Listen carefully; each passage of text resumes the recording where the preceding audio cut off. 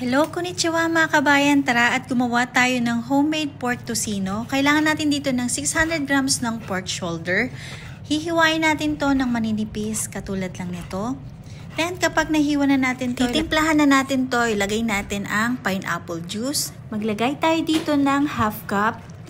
Then sunod natin ang brown sugar. Then maglalagay din tayo dito ng 2 tablespoon ng vinegar.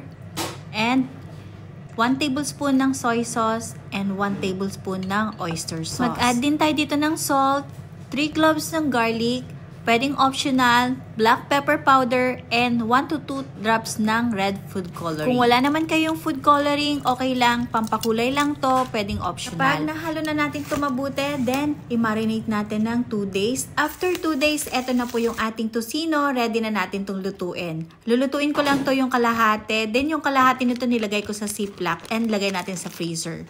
Then balikan na natin itong ating tocino. Kapag homemade, ganito talaga ang itsura nito kapag niluto na. Then hintayin natin na matuyo katulad nito.